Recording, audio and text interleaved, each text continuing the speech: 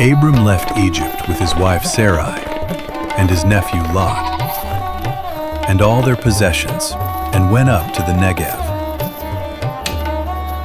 Abram was very rich in livestock, silver, and gold. He returned to the place between Bethel and Ai, where he had previously pitched his tent and had first built an altar.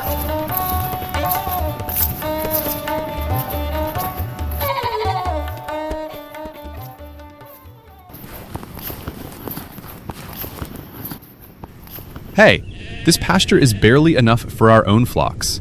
Why are you driving your flocks in here? What? Is this the only place around to feed the sheep? Are our flocks supposed to starve to death? You expect me to look after problems like that while I work? That's your job to sort out. Go find somewhere else to graze. What? Are you done talking like that to me? You little...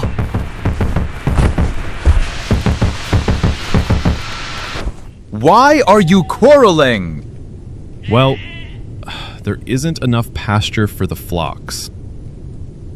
Lot, who was with Abram, also had many herds, workers, and tents, so that his possessions had greatly increased. The land could not support them living together.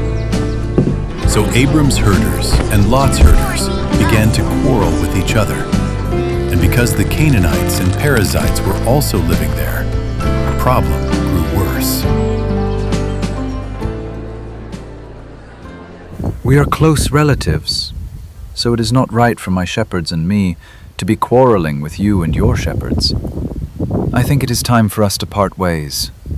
The whole land is before you, so you choose first. If you go to the left, I will go to the right. If you go to the right, I will go to the left. When Lot looked out over the region of the Jordan, he saw that the whole plain as far as Zoar was well watered. This was before the Lord destroyed Sodom and Gomorrah. So at that time, it looked like the garden of the Lord, like the land of Egypt. Uncle, I will go toward the Jordan.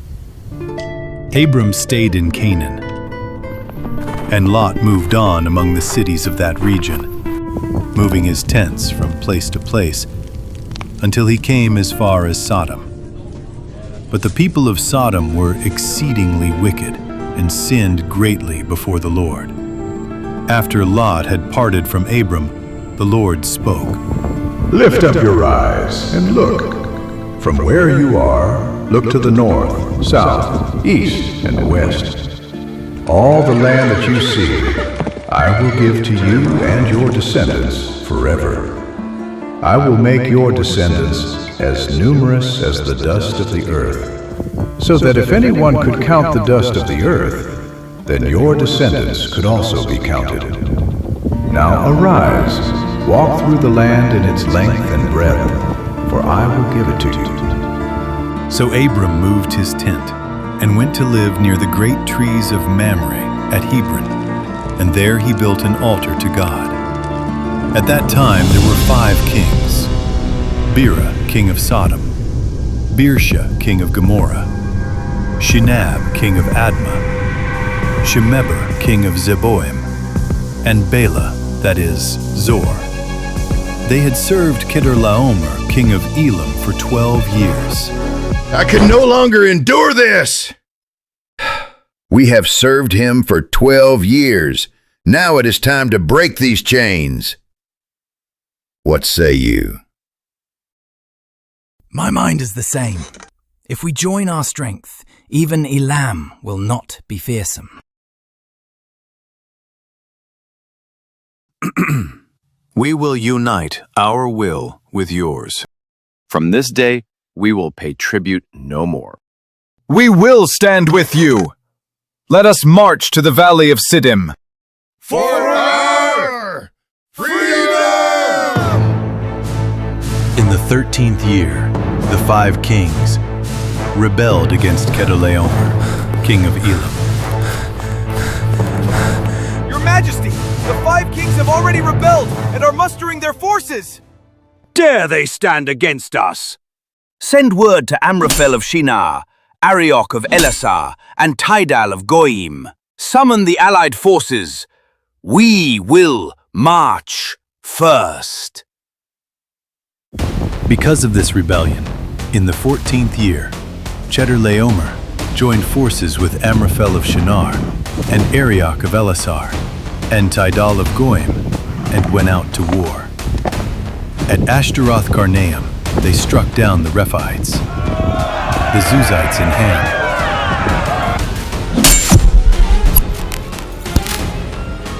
and the Emites in Shaveh Kiriathaim.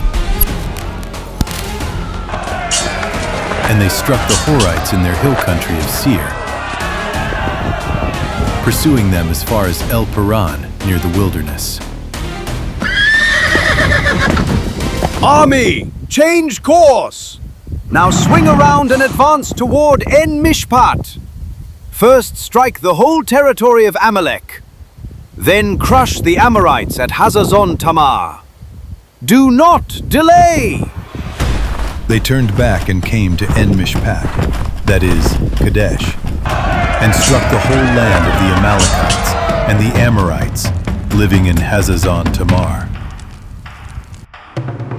Then the king of Sodom and the king of Gomorrah, the king of Admah, the king of Zeboim, and the king of Zor came out, and set up camp in the valley of Siddim, preparing for war against them. Chedorlaomer, king of Elam, Tidal, king of Goim, and Amraphel, king of Shinar, and Arioch, king of Elasar. These 4 kings fought against those 5.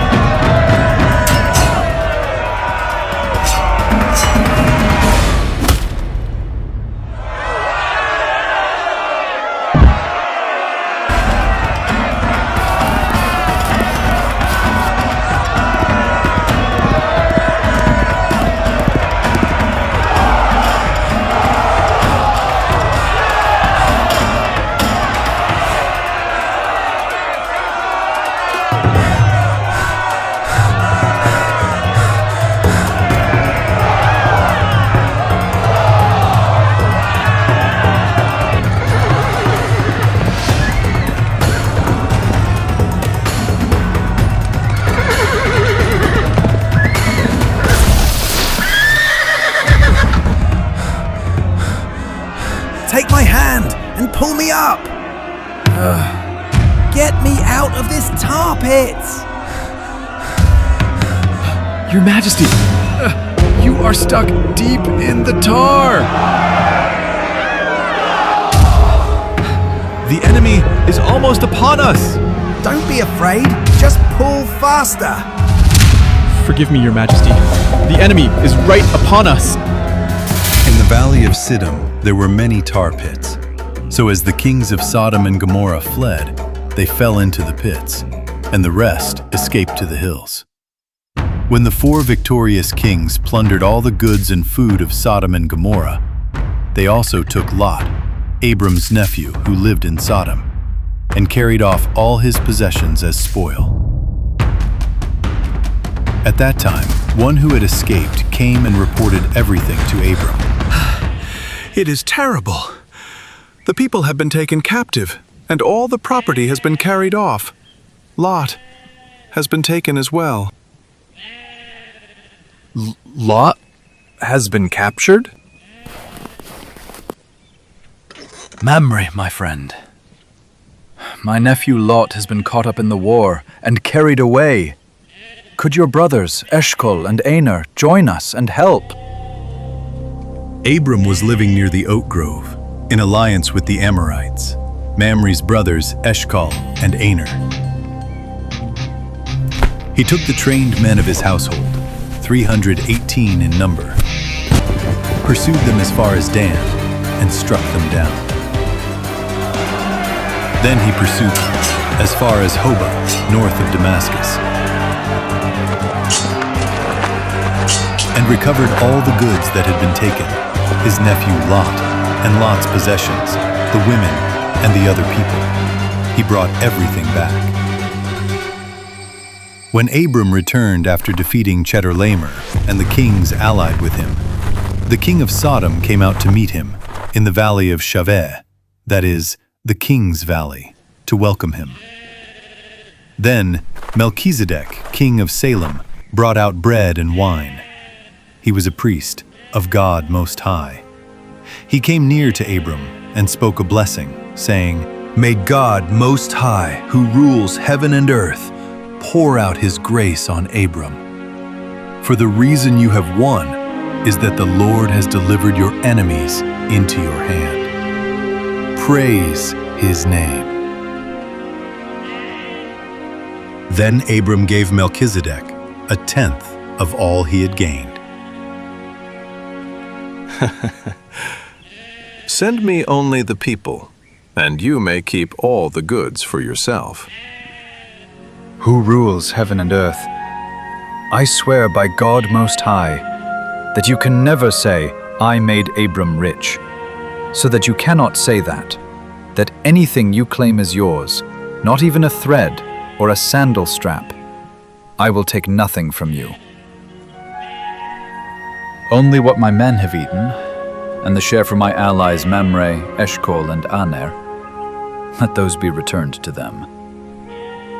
When everything was over, he realized that the victory had been given by God. He laid down the spoils of war and kept only the share for his allies. Laying aside human glory, Abram returned to the path of promise.